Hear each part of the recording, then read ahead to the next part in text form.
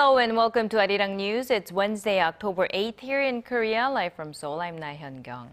Our top story this afternoon: with mounting pressure from the international community, the North Korean mission at the United Nations held a rare session. The regime pointed its finger at other nations and denied the existence of political prison camps. Choi You-sun reports. North Korea has reiterated its previous stance that it is open to discussing its human rights record with the international community so long as there's sincerity behind the talks. This after South Korean Foreign Minister Byung-se's recent proposal for inter-Korean talks on the issue. As the United Nations plans to adopt a resolution next month condemning human rights abuses in the North, Pyongyang held a rare session in New York on Tuesday where it accused Washington of trying to topple the North Korean leadership. And DPRK is totally against misusing human rights for regime change in the country. And in particular, as I said, for United States, who is not recognizing DPRK as a sovereign state. The North's UN delegation denounced the international community's push for a resolution, saying it would cause a further strain on inter-Korean relations. And we do oppose these resolutions. This resolution means confrontation, and confrontation is not compatible with the dialogue and cooperation that we are very much in favor of. Defending itself, North Korea shoveled the blame toward South Korean military exercises and international economic sanctions, which it says are acting as obstacles to improving human rights in the North.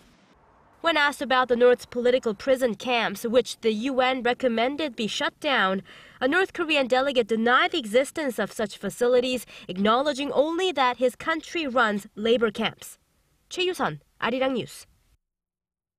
A former U.S. defense chief says the U.S. and South Korea would consider using nuclear weapons should Pyongyang attack Seoul. He also admits that the Obama administration does not know much about the inner workings of the North Korean regime. Our Kim Hyun-bin has the details. In his recently published memoir entitled Worthy Fights, former U.S. Defense Secretary Leon Panetta speaks about the threat of war on the Korean Peninsula. Should worst come to worst, Panetta says the option of using nuclear weapons on North Korea was available to Washington, Seoul, and U.S. Forces Korea. In terms of a missile attack on the U.S. mainland, Panetta said North Korea is considered the biggest threat, bigger than China or even Russia. He described the regime as the most troublesome in the world, and that the U.S. government spends a considerable amount of time and money trying to predict what they would do next. He also acknowledged that despite those efforts, U.S. intelligence on the inner workings of the regime is weak and barely scratches the surface. For example, Panetta points out that Washington was in the dark on North Korea's succession plans in 2009 and was surprised when Kim Jong-un emerged the strongest contender to assume power from his father, Kim Jong-il. Overall, Panetta says U.S. intelligence on the inner workings of the regime has been lacking for years. Kim Hyun-bin, ARIRANG News. But ever since assuming office, President Park Geun-hye has made clear her vision of peacefully reuniting the two Koreas. Our Ji Myung-gil reports that the government is carefully getting a head start by planning to secure the funds needed in bridging the economic gap between Seoul and Pyongyang. The South Korean government, in a plan that will be formally announced later this month, will seek financial assistance from the OECD, look to maximize the use of North Korean resources, and foster the private investment of South Korean firms in North Korea. This in attempts to ease the burden on North Korea's economy in preparation for a unification of the two Koreas. The South Financial Services Commission says the only feasible way to minimize unification costs is to develop North Korea's economy. North Korea's per capita gross national income is presumed to be around $1,200, 18 times smaller than South Korea's. Raising the North's figure to $10,000 within 20 years would come at an estimated expense of $500 billion. It's money that would go toward rebuilding North Korea's social infrastructure and developing industrial complexes. The South Korean government is considering ways to restructure Pyongyang's exchange rate system, reorganize its financial infrastructure, and set up new policies in the banking sector. The financial regulator says unification with North Korea would open up new opportunities for South Korea, as it will create larger market demand and alleviate the geopolitical risk factors on the Korean peninsula. Kim Young-gil, ARIRANG News.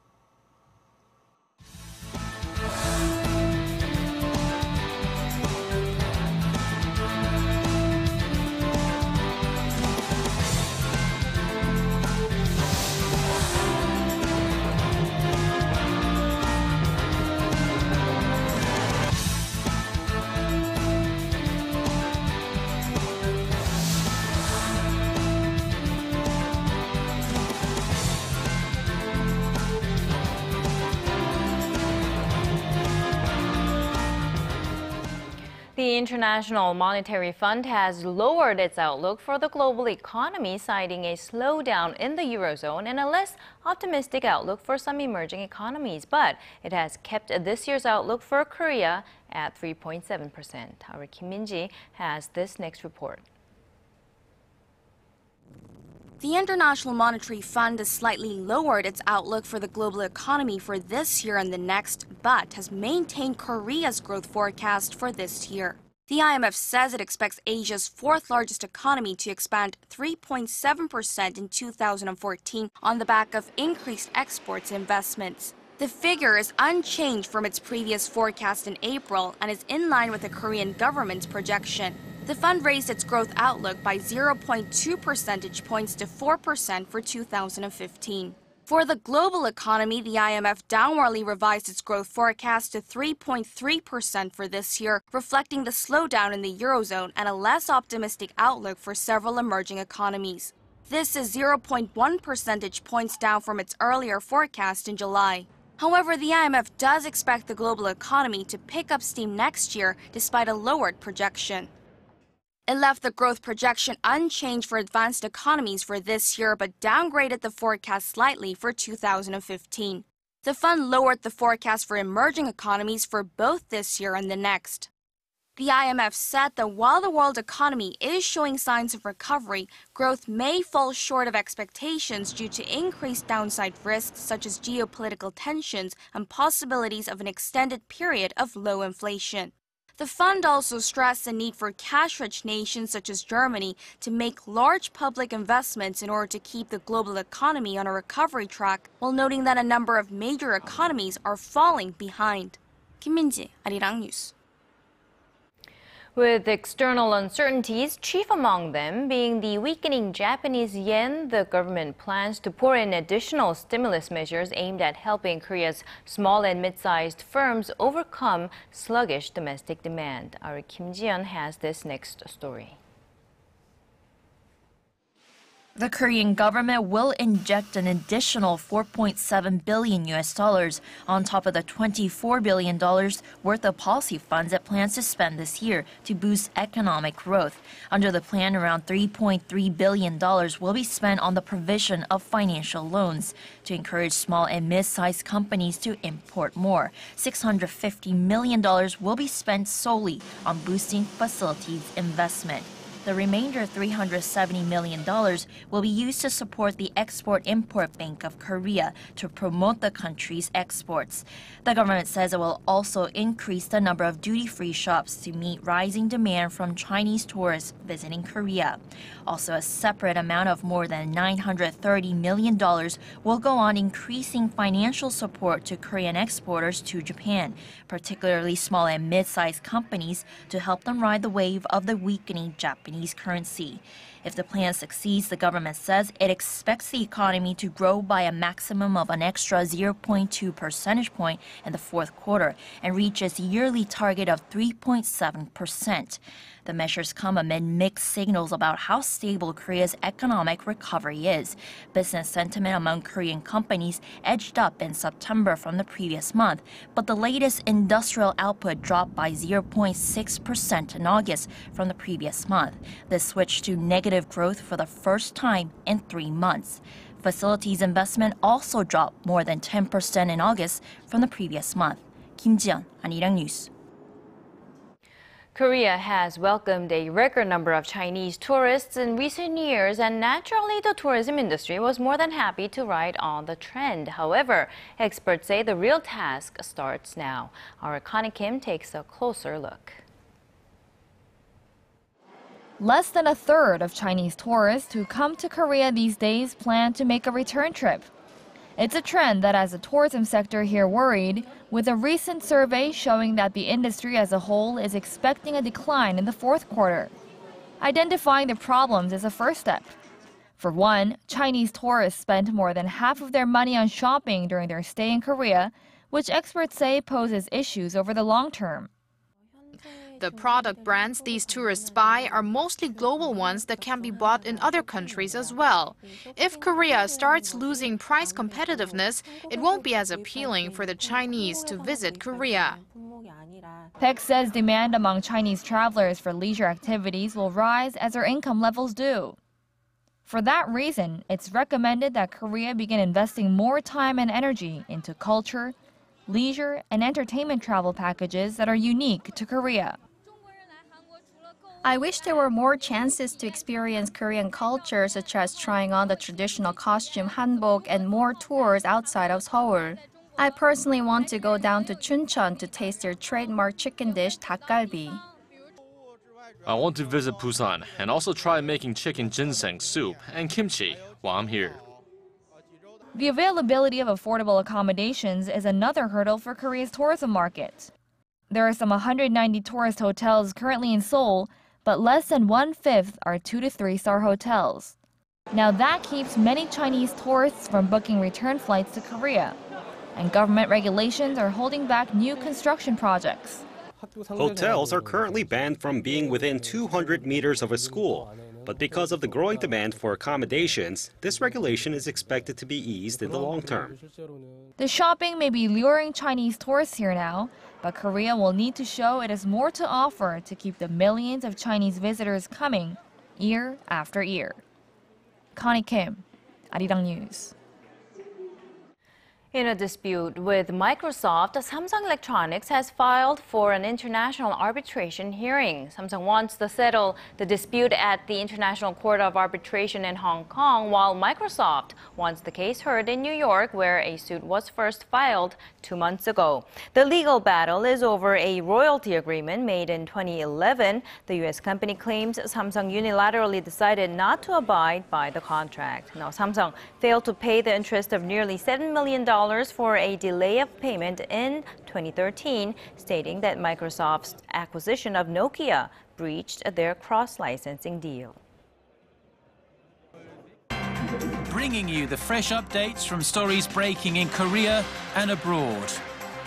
We give you a bigger and better picture of the world. Join Laah Hyun-kyung live from Seoul. Every weekday, only on ARIRANG.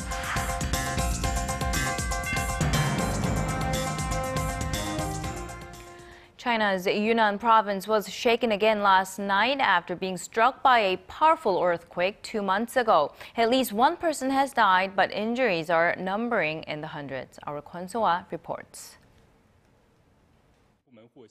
Buildings shook, electricity and telephone services went out, roofs crumbled, and people ran out of their homes when a powerful earthquake that the China Earthquake Network Center has measured at 6.6 in magnitude rattled Jinggu County in China's southwestern Yunnan province late Tuesday night.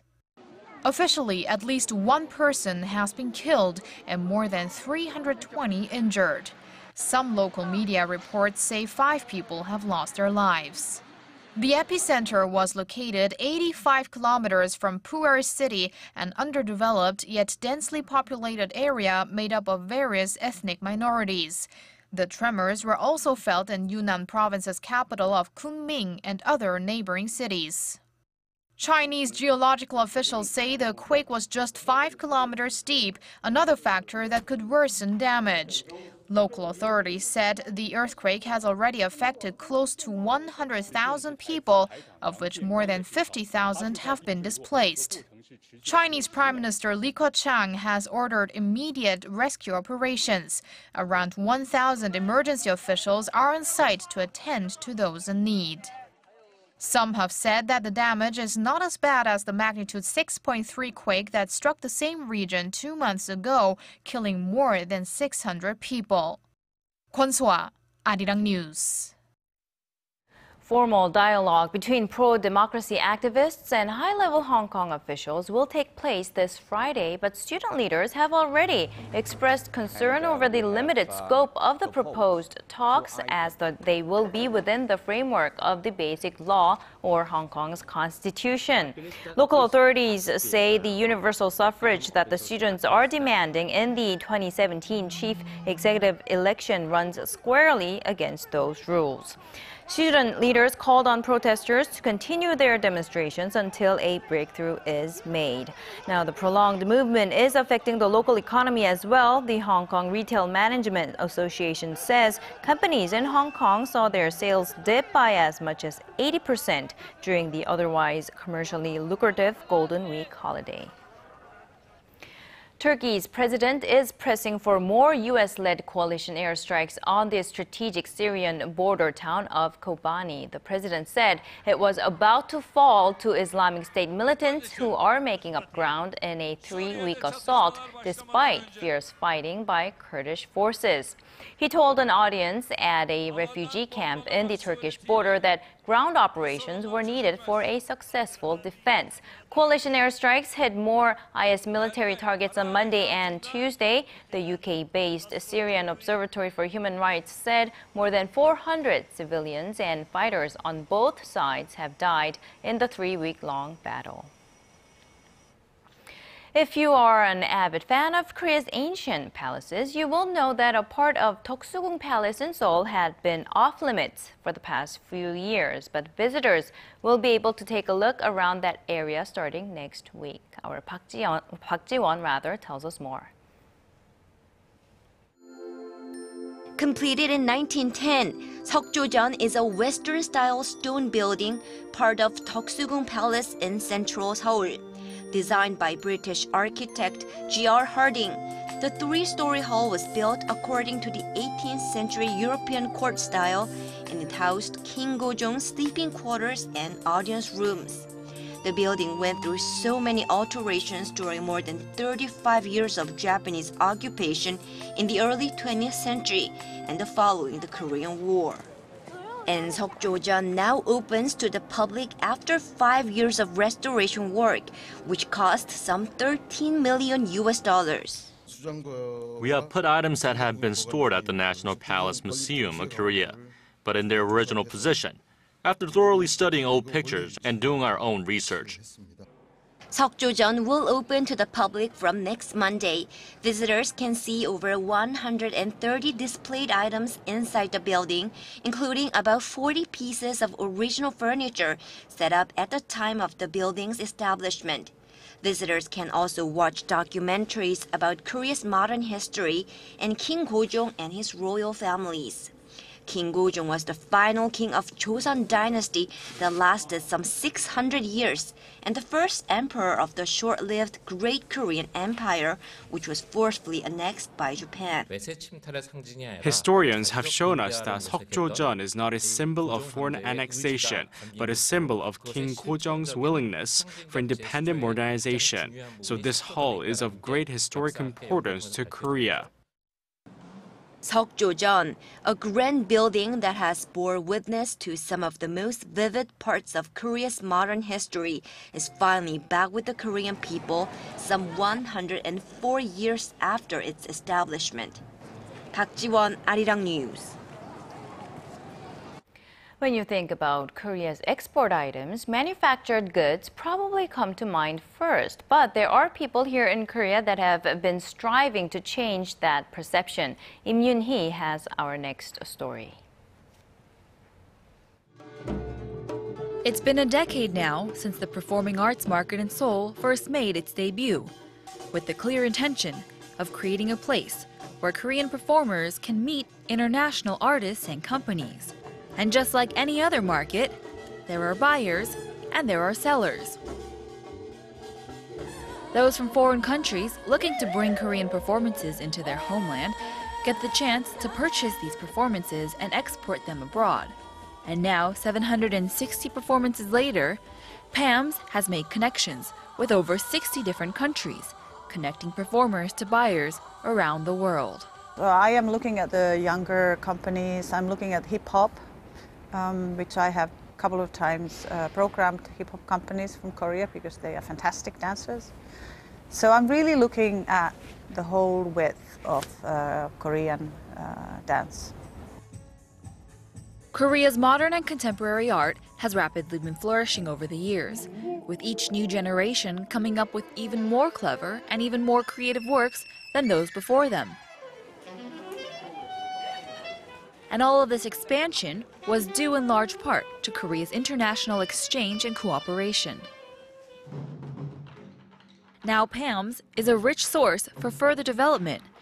Since it first opened its market to the global community in 2006, PAMS has seen a steady increase of sales, last year hitting an all-time high of 131 performances, with even higher expectations for 2014.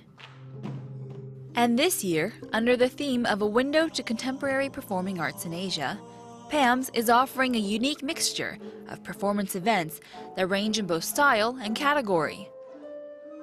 Within the program is also the PAMS Choice, which is a selective process of gathering 10 works to be shown on stage, as a face of Korean contemporary performance. The meaning of contemporary art in Korea is to reflect the situation of our modern times. Contemporary art is always sought after in this arts market, and this time, with a panel made up of both Korean and foreign judges, we selected the 10 PAMS choices. Regardless of the category, they show Korean traditional subject matter expressed in a modern form so that it can be understood by the global audience.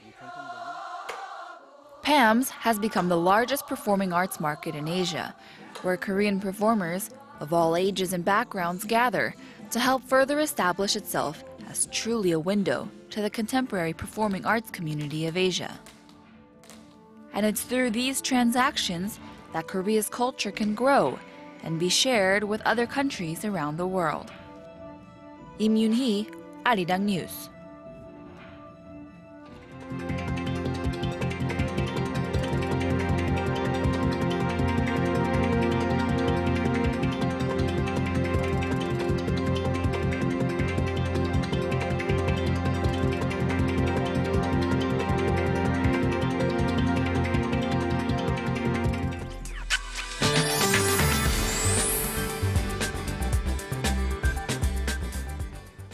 Hello everyone, I'm Kim Bo-kyung with your weather updates. Today is Hallol, which is one of the 24 indicators marking the beginning of chilly days. So morning temperatures here in Seoul dropped to 11 degrees, but numbers are quickly rising to the mid-20s under partly cloudy skies.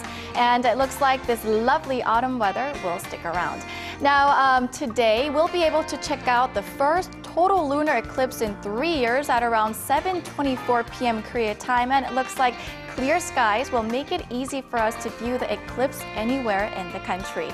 Tomorrow is Hangul Proclamation Day, and light showers are forecast for parts of the eastern coast, but overall weather looks to be perfect for outdoor activities.